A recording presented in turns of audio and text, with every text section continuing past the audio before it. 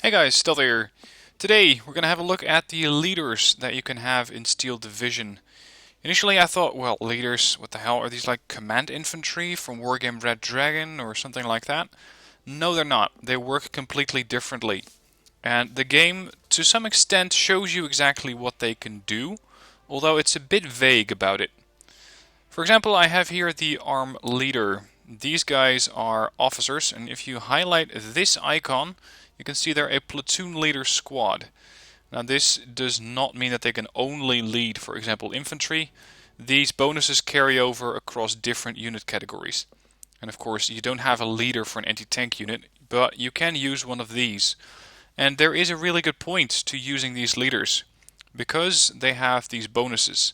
They have their experience increased by 1 level, and this of course means bonuses to fire rate, less morale damage, faster morale recovery, and of course, as the game says, it won't allow them to surrender. This is especially important if you have a unit pocket that is very heavily pushed on, and if there is a leader nearby, these guys will not surrender. If there is no leader, then there is a chance that especially if they're encircled, that they will surrender. And especially if you are using units behind enemy lines, these guys normally tend to perform slightly worse. Because, well, they're a bit nervous, they don't have contact with their own lines, what's going to happen? With a leader nearby, they are a lot safer. And, as it mentions in the game, they only receive half of the suppression damage. So, for some reason, these guys just tend to hold up under pressure a lot longer if there's a leader nearby than they would if there is no leader. So, leaders, initially I thought, well, this is what, a 4-man squad? They carry 2 light weapons. How important can they really be? Well, they can be really important. These guys can make all the difference. And especially upgrades or the veterancy level is very, very important. Now, veterancy levels are not exactly outlined in the game. It shows you that if a unit gets experience, so if it gets one of those stars, then they get bonuses to various stats, as the game puts it. And I'm still trying to dig in exactly how much of stat boost these guys are getting. It isn't exactly outlined anywhere that I've been able to find. So if you do know, please let me know in a comment. What it does is boost accuracy, morale, rate of fire, optics, and something else. There's 3 dots there, so some other stats are also influenced. It's just not exactly sure what. Now, especially accuracy can be very, very important for units that you have on the front line. Let's say that you have a tank group moving up. You have, for example, this group, the 3rd Armored. You have initially in phase A decided to go for a couple of M5A1s, which are not veterancy, or at least not by default, and you're going in with maybe an M4A1. Say you have these guys as one group. This one does come with a star, so it's already a little bit more accurate than a unit that is untrained. And if you have the leader nearby, it's going to go up to 2 stars. And again, the game doesn't exactly show you what it does, but 2 stars definitely has been known to boost accuracy. And this is something that the M4A1 and to some extent the M5A1 can also really use, considering that their accuracy is pretty bad initially. Their accuracy is only 4. Now, as I said, I don't know exactly how much your accuracy goes up, but having these units mixed in with your other forces can really make a difference. So, while you may be getting less per card than you do, for example, with units that don't have a leader, it is very much useful to have some of these cards. And of course, don't go all leaders, because that simply won't work.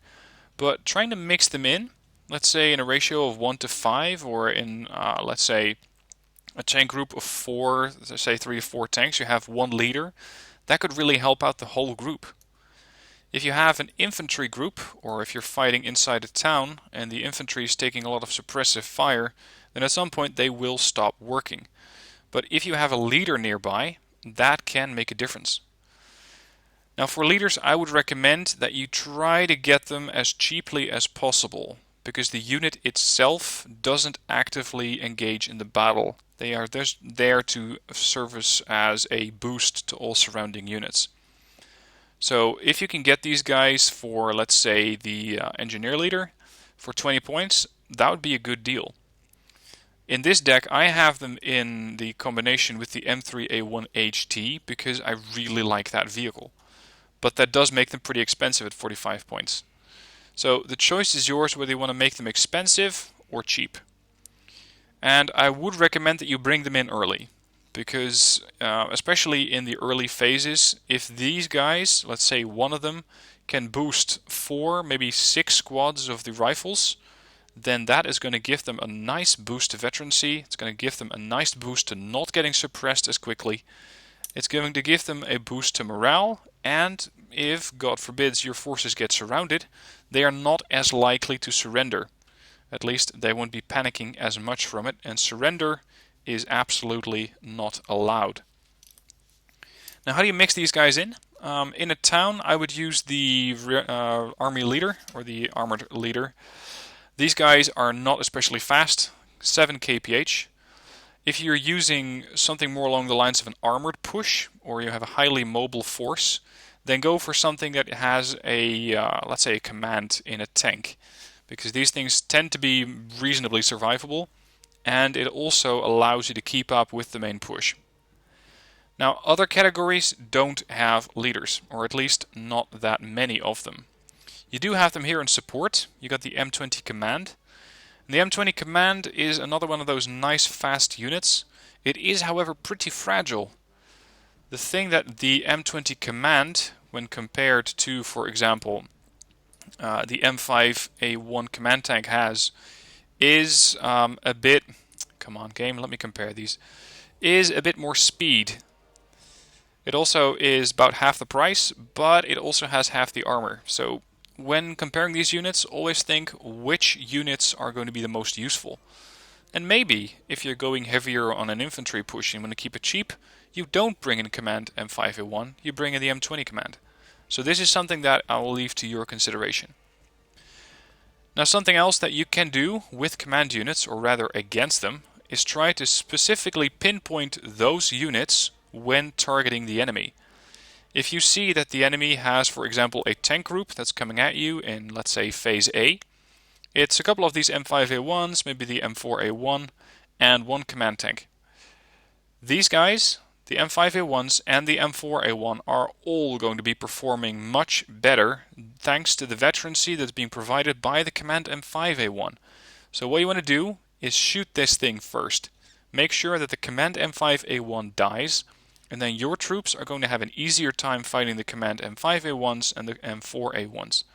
So target leaders first. Now, something else that I have been experimenting with, and that is very interesting, although I'm not too sure about how valuable it will be in the field, is that you can not only boost the effectiveness of frontline units, but also your rear units. I'm talking about artillery. Artillery units also benefit from a boost in veterancy. And again, the game doesn't really tell you how much that boost is. From what I've seen, it works out to maybe 10-20% rate of fire if you're lucky. And then, of course, it will depend on the type of unit that you're using. I tested it with the M21 MMC. This is a mortar carrier.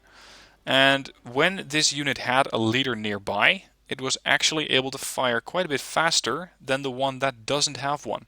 I'm going to show you that in a minute to show you exactly what the difference can be. As well as improving the accuracy and the rate of fire for artillery, they can of course do the same thing for anti-tank guns.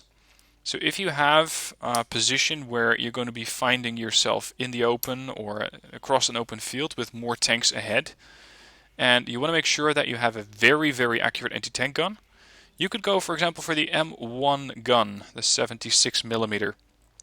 This thing comes with 2 stars, which means its accuracy is already pretty good.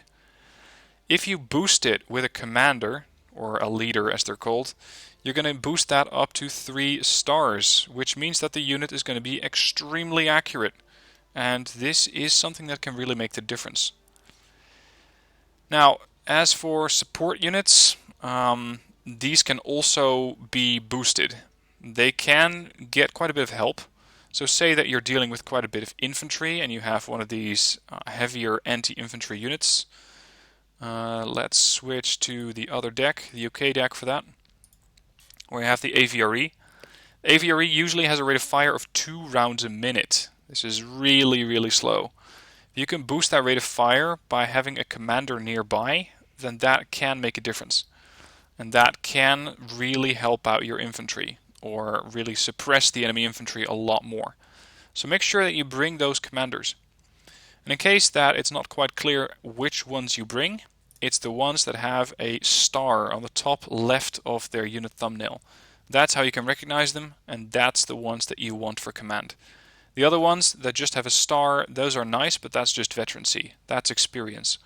The command star is not something you can be earning on the battlefield, whereas experience is something that can be earned.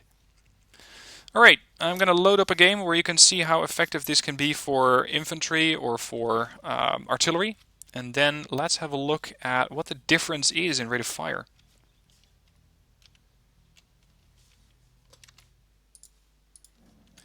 Alright, here we are. We have a test setup. This is a game that is going up against a very, very easy AI deck. It only has one recon unit, so I can perfectly test this out. What you can see here is one of those mortar carriers, the M21 MMC. The other one is the M3A1 HT with a command infantry unit inside. Now, as long as these guys are inside, they don't actually benefit you. The moment that you unload them, hotkey U, you can see that they gain a veterancy star. And not just that, the transport that they came out of also gained a veterancy star. Now, these things don't stack. It's not like you have 4 leaders nearby and they suddenly gain 4 stars, if only. No, that would be slightly overpowered. Anyway, this one does have a star, and over on the right we have the M21 that does not have a leader nearby. Now, I'm going to be firing at, let's say, a position somewhere in the middle. So I'm going to slow this thing right down to set them to fire at the exact same time. There we go. They are both taking aim now, and here we go. They're also firing with their machine guns, which is not really what I need them to do. Now, initially, these things start out at a decent rate of fire. They tend to arrive with their shells at the same time. But sooner rather than later, you're going to see that the M21 on the left side with the command unit nearby is going to outpace the one that doesn't have a leader. You can already see it happening. The one on the left has already fired more rounds than the one on the right. If I slow it down, you can see that the one on the left has fired 5 rounds. This one is just firing its 5th round, while the other one already has the round on target and is reloading. So this really does make a difference for your units. So if you have a larger artillery battery and you want to put a large amount of suppressive fire down on the enemy, consider putting a leader nearby, because these things can really help get that suppressive damage or even just the effective damage in a lot faster than you could otherwise do so. At this point, he has fired 51 rounds, and this one has fired, has fired 9 rounds. He's firing his 10th. He is now only firing his 9th round. So the difference is really starting to ramp up over time. And this not only works for artillery, it also works for infantry, it also works for tanks, anti-tanks, everything. So leaders definitely serve a very, very good purpose.